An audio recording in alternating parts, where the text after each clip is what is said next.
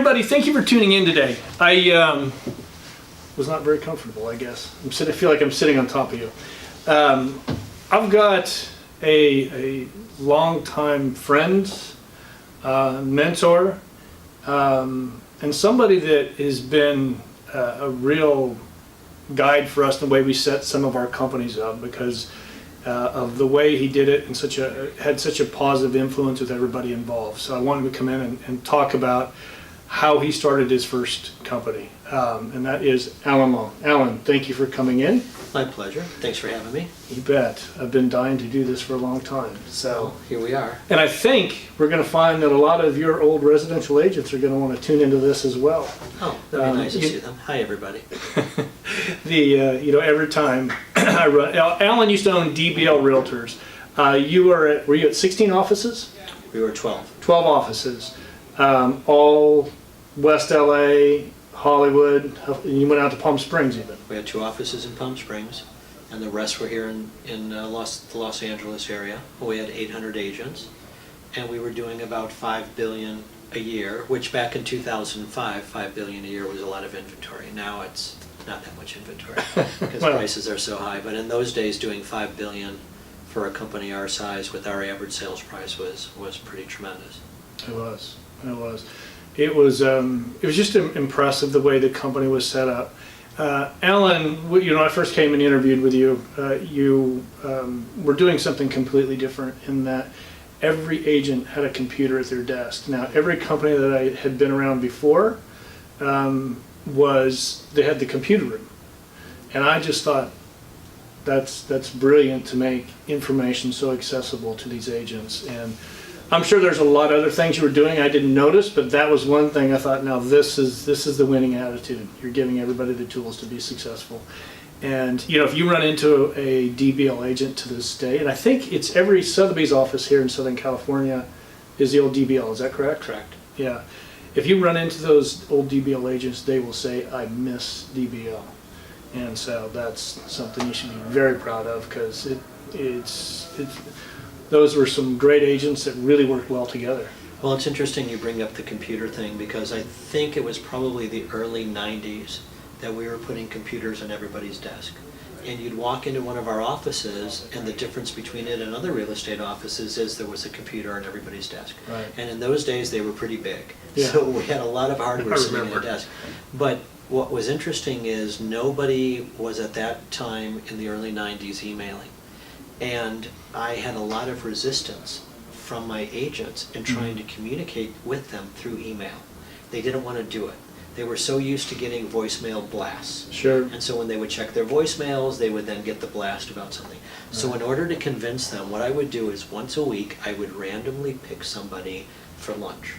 And so I would send out an email like on Tuesday morning saying, Joe Killinger, you have randomly been selected to have lunch with me at the Polo Lounge at the Beverly Hills Hotel Friday at noon. The only caveat is, in order to claim your prize, you need to contact me back within an hour from this email. So I did that to encourage everybody to check their emails. Now, let's say you didn't check your email and you didn't within an hour get back to me. I would then send out another email blast saying, well, Joe, you missed your shot. You didn't get back to me within an hour, and so now we're not having lunch, and I guess I've got to go on to the contestant number 2. Okay.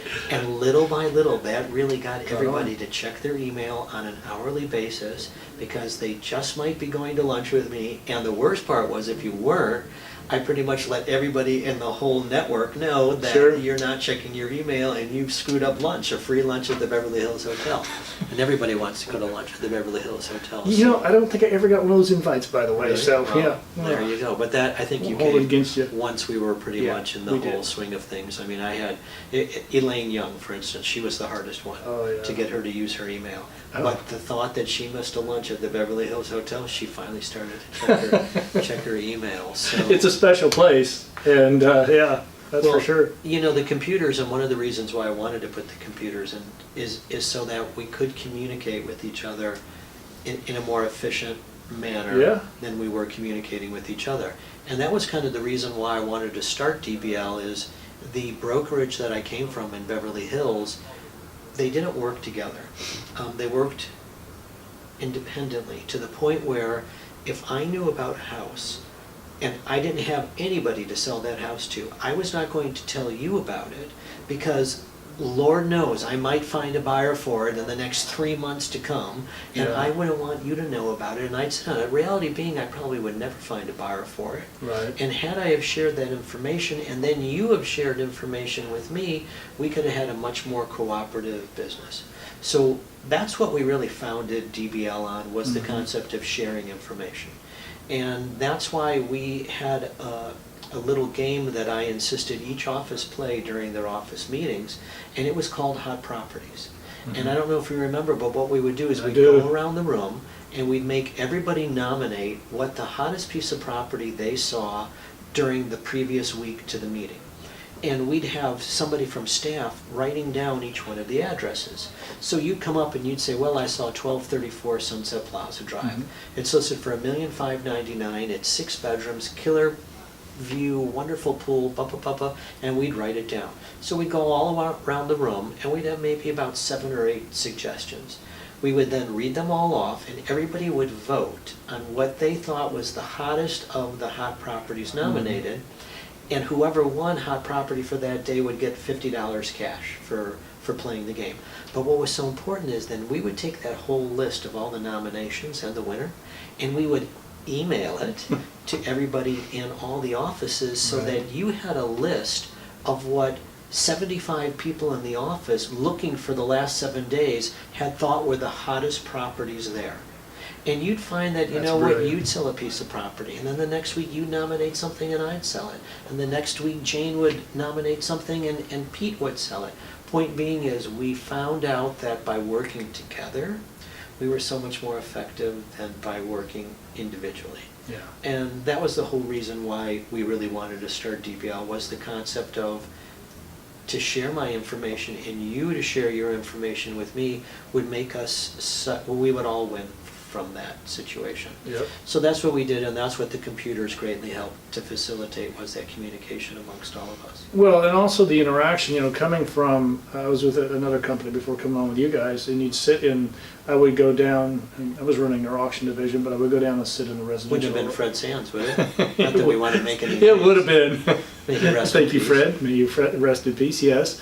But I would go down, and to get people to actually interact in those meetings, those residential office meetings, was very difficult for them.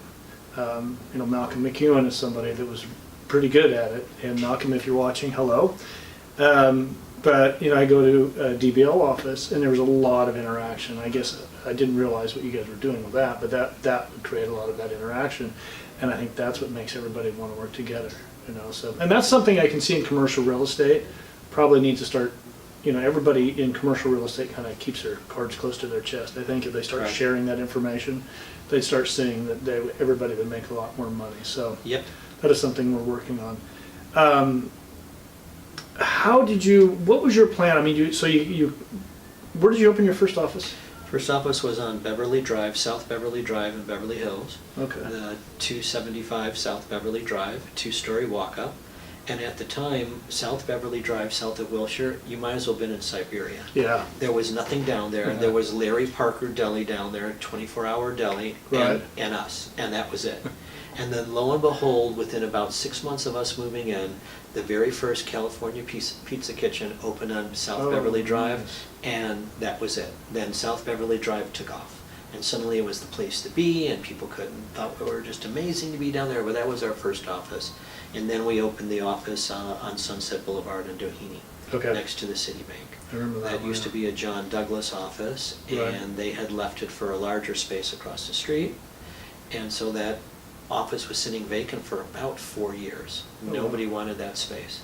And it was just completely set up as a real estate office. So I had asked John over and over again if he'd lease it to me, but it took him a long time until he finally agreed, and he left the desks and the phones. plug and play, it was, huh? Yeah, it was just a perfect setup for us, and worked really well, and we worked out of there until we grew out of it, and then Mhm. we took his space that he had taken across the street, because we had taken so much of his market share away. He had no Yeah. agents to fill in anymore, so as he was downsizing, we were upsizing, so we kept taking a couple of his offices here and there, but.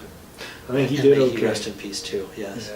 Yeah. What was your growth plan? I mean, you one office, from that first office, did you plan on 12 offices, or did you just, as you go? No, it was a completely organic growth. It was. And where we went and when we went, it was completely organic. Mhm. So from the Sunset office, we felt we were doing a great amount of business in Los Feliz. Okay. And we thought, okay, well, then let's open an office in Los Feliz, and we did. We never opened an office until the previous office we opened was breaking even.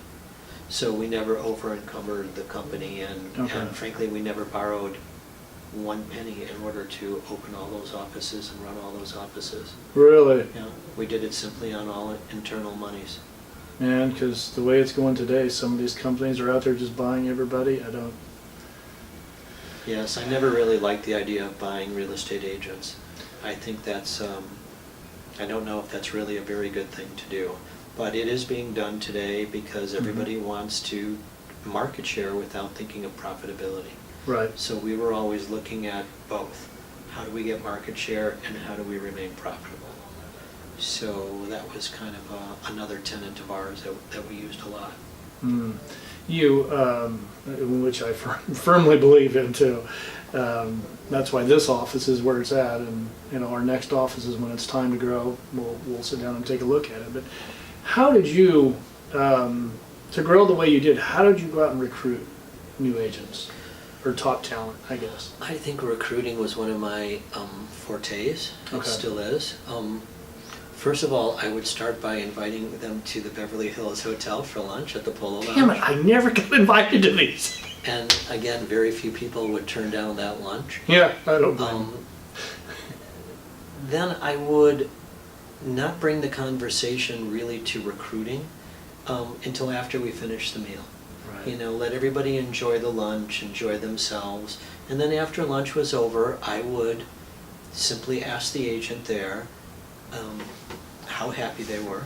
And a lot of them were very happy at the offices they were at. Right. And then I would say to them, okay, you're happy where you're at, but in a perfect world, if there was one thing you could change, what is it that you would change where you're at? And everybody always has one thing that they want to change. And that was the thing that hopefully we were doing a really good job at. Yeah. And I could point out to the agent how that was no longer going to be an issue. So that was really the strong part. And then the other thing was I was always available to my agents 7 days a week, 24 hours a day. And when they called me, I picked up my phone. Yeah. You didn't get my secretary.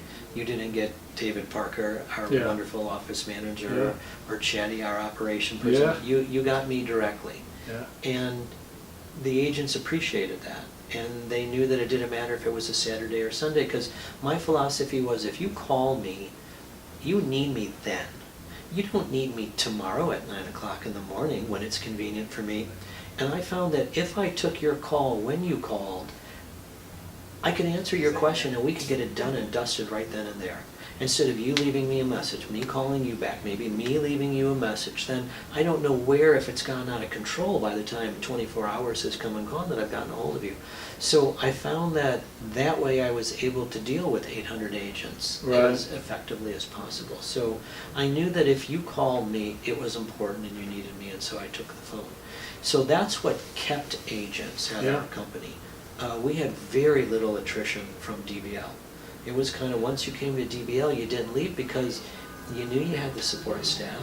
Well, you didn't want to. I mean, when we were going back and forth, Alan and I I was at a different company. Alan called me a couple times. I think your third call was, I'm not going to call again. So I'm like, okay. But it wasn't, I mean, obviously, yes, I was really nervous about change. We'd gone through a lot. Fred Sands had sold the company, and we were going through a lot of transitions, and I was just scared to death. I didn't know what to do. So, but the agents that were already working for you were also your biggest cheerleaders. The company cheerleaders, your cheerleaders. Everybody spoke highly about you. Accessibility was a big thing.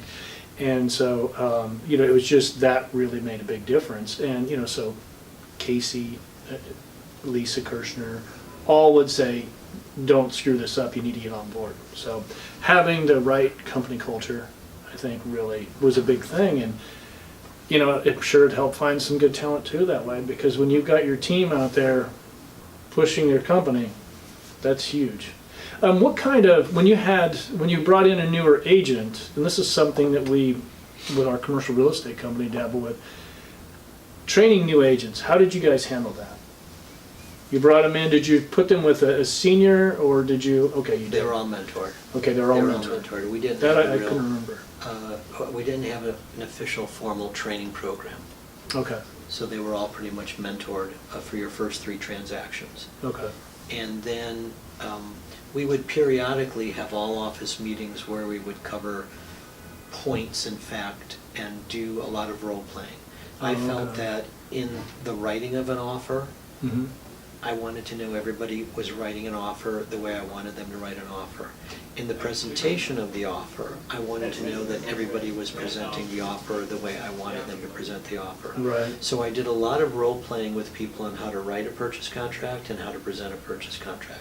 Okay. Nowadays, nobody presents their purchase contracts, and I find it's a terrible, terrible situation that the market's in, that we don't sit down with the seller and explain to them who our client is and what our client's needs are. Losing the et cetera, human et cetera. touch.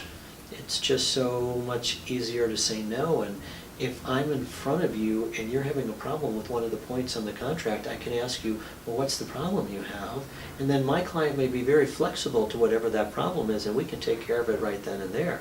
Okay. Instead of you generating another contract, and then I have to review the contract, and other things can happen during that time period, another buyer can come on the scene at Right. that point, so it's not a really a good way that we do business nowadays. Yeah. And it should be taken care of. And then I also wanted to instruct people on the listing presentation. I wanted to know when you were in somebody's living room Thursday at 9 o'clock what you were telling them. And so I came up with pretty much a good script for all of those. And I would explain to the agents you can deviate from it depending on what your style is. Sure. But here's the basics of how I present an offer, how I write an offer, and how I take a listing. And I felt if I at least armed you with those 3 talents, you pretty much could do anything, and it could be fairly dangerous. That's powerful stuff. Now, how long did you own DBL? From many years? 1987 to 2005, so 18 years. You had a good run. Yeah. When, what made you decide it was time to sell? This incredible offer came in, or you just thought, you know what, I want to do something else with my life? What was the big aha moment? An incredible offer came in. We weren't Okay. on the market, and Sotheby's from New York called, and they said, look, we love all of your locations. I was very specific about where our offices were.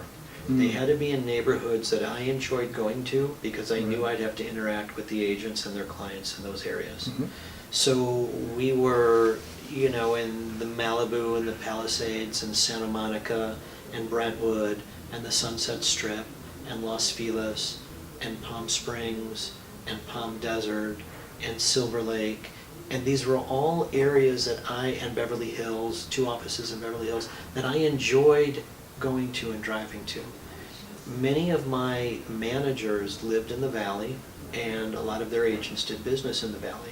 And they asked me for years and years to open an office in the Valley. Mm-hmm. And it could have been very profitable, and we were doing a significant amount of business there. It's just, the architecture never really appealed to me in the Valley. Mm-hmm. And if you were to call me on a listing appointment, and it was a house in the Valley, and you want me to come with you on a listing appointment, I couldn't seem excited. I Right. couldn't seem interested. Can't sell. You know, but you Yeah. take me to a wonderful vintage little house off Melrose, 1920s Yeah. bungalow, I can get inspired and interested in all this. So I was very specific about where we opened our office, and Sotheby said, we really like all your locations, where you were very specific, and we really like the way your offices are done. We didn't have an in-house attorney, but we had an in-house designer. Yeah. And he literally would go from office to office and just freshen them up. Right. Change the art, change the vases, paint this, paint that, make sure the carpets were clean. All of our offices were in great shape because I wanted you to so enjoy the experience of you coming to the office Yeah. that I wanted it to look better and be more tasteful maybe than even where you lived at that point. That it was really somewhere that you wanted to come and you wanted to spend time in. And so all our offices were designed like that, and that really helped. So Sotheby said they liked our locations and they liked the way your offices look. Would you like to sell? I proceeded to, of course, hang up the phone Sure. because this was 2005. The market was going gangbusters. We were making so much money from each one of the offices. Yeah. We almost didn't even know what to do with the money. Right. It was that robust. So they called again, and once again I hung up the phone, although they did offer a lot more money than the first time. Then they called me the third time with a really ridiculous offer, I thought. And I said to them, well, the problem is I'm in my 40s and I'm really too young to retire. They're like, no, you can stay on and run as president of Southern California, Okay. and we'll still buy your company. So at that point, with all the offices, opening offices and increasing overhead is a lot like gaining weight. It's a half pound this year, it's a half pound that year, and then at some point you stare in the mirror and you're like, who is this 800-pound gorilla that's on the other side of the mirror at that point? You bet. And that's what the company had become. It had Yeah. become an 800-pound gorilla Yeah. with an overhead of maybe $3 million a month. Yeah. And you have to sell a lot of houses for the brokerage's portion of commissions to at least equal $3 million every month, because as you know, the real estate agent takes the lion's share of the Sure. commission. So it took $5 billion worth of houses to support a $3 million.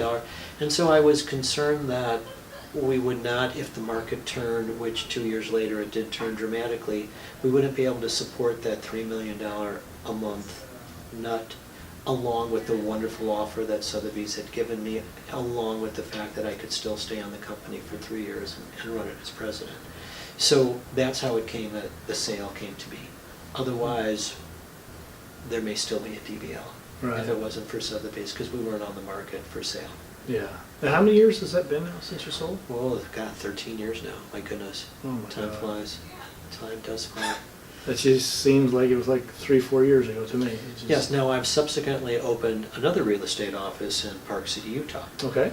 I had decided to buy a ski place, become a ski bum, and retire in Park City, Utah.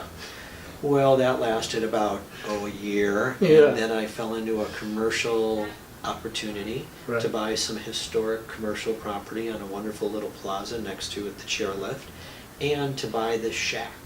And the nice thing about the shack is it's attached to a silver mine that looks right into the mouth. And somebody said, we have tentative plans to develop this shack into a real estate office. Would you have any interest in that? Well, it just so happens. Yeah, it just so happens. I've done this Little- about 14 times before. Yeah.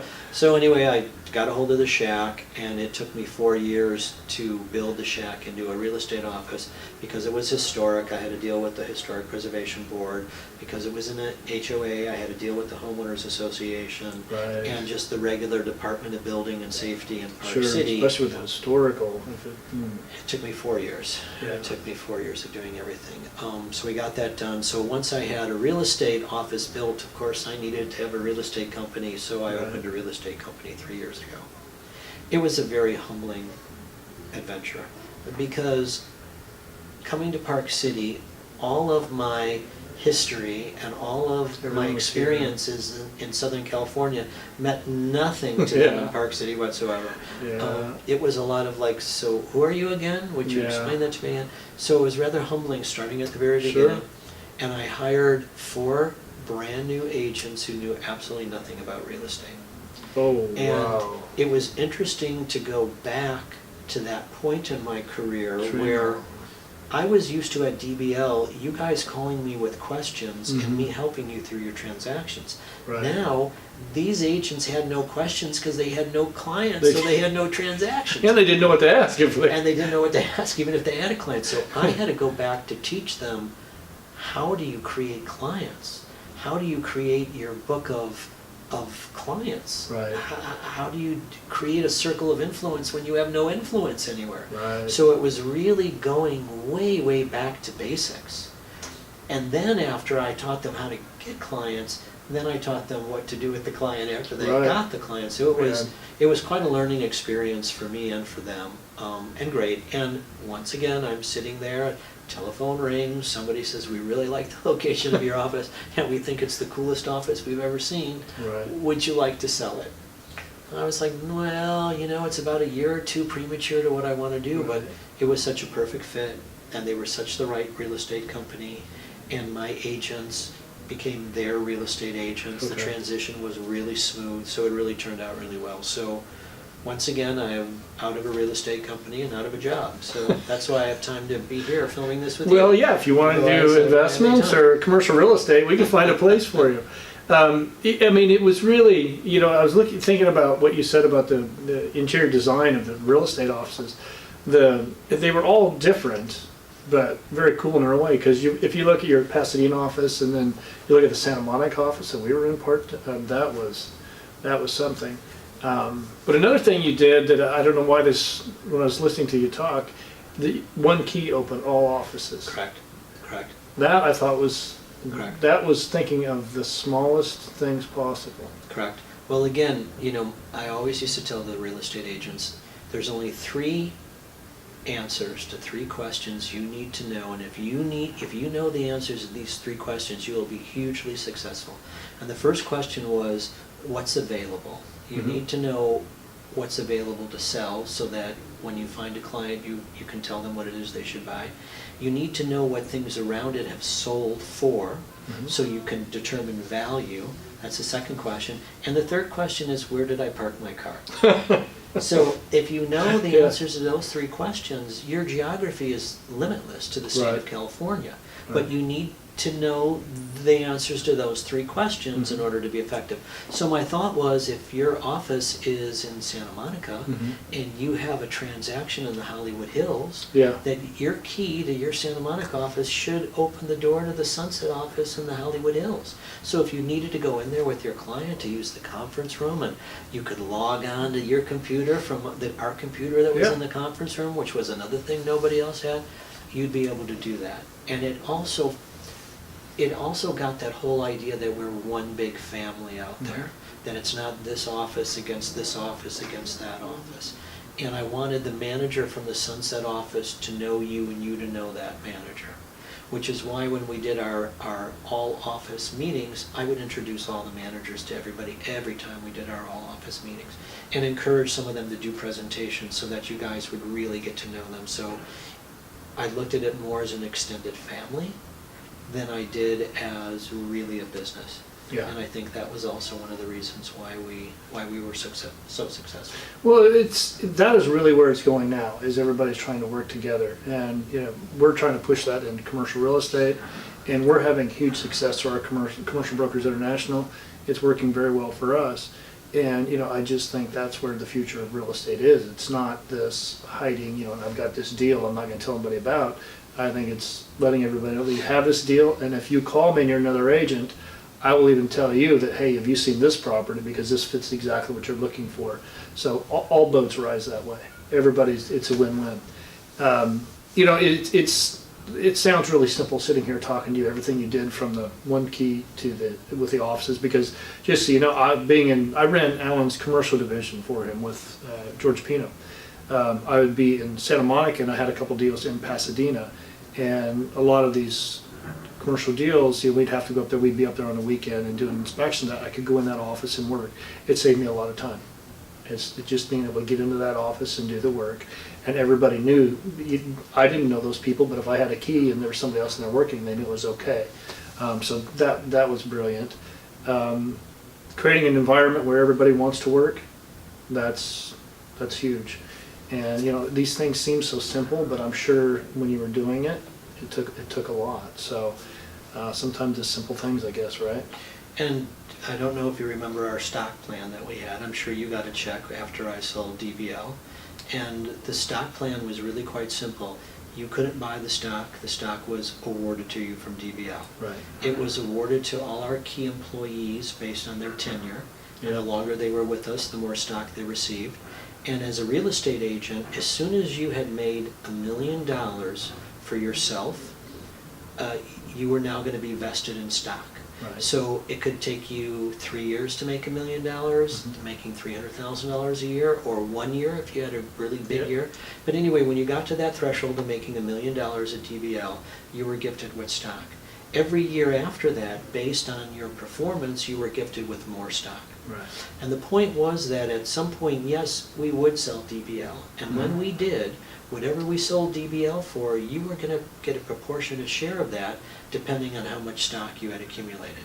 And I can tell you when we sold DBL, I think we ended up paying out about $3 million to employees and agents, and some people got checks for $40,000, $50,000, $60,000 based on the amount of stock that they had accumulated, which compared to my two predecessors, John Douglas and Fred Sands, may they rest in peace, when they sold their company, all you got was a poke in the eye. You were out of a job. So, and out of a Yeah, job. I remember that. So at DBL, the concept was, and we felt that becoming Sotheby's was a really well-respected, probably the best Good name in brand. the business. So not only were you going to get a check when we sold, but we felt like it was also an upgrade to the brand name, and that everybody would benefit from all that. So it must have worked, because 13 years later, those agents are still talking to me. They're still talking to you. I see them every time. and fondly they're still talking. Yeah, So well, we get referrals from them still. Now they're scattered around with all these different companies, and they remember George and I from being at DBL, and they refer deals in, and it's always part of the topic. Now, one thing that I want to make sure everybody understood,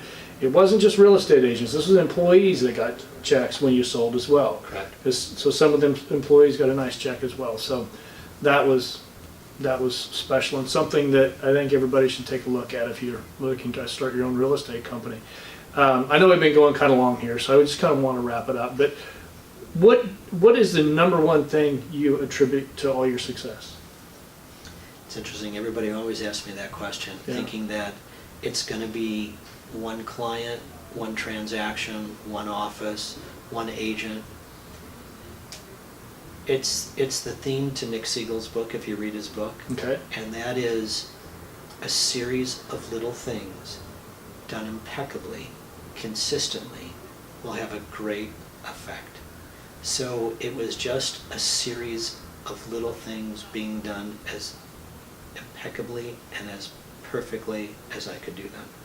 And that over a career of 13, 14, 15 years of having a business creates a major impact. Yeah, I agree. And we're going to, I don't know if Nick's book is online or it's just in paperback or... Both. Okay, then what we'll do is we'll put a link to it, and so we can push out for Nick, because Nick is also a dear friend of Alan and mine. So is there any closing thoughts that you had that you want to, any words of wisdom for everybody, or?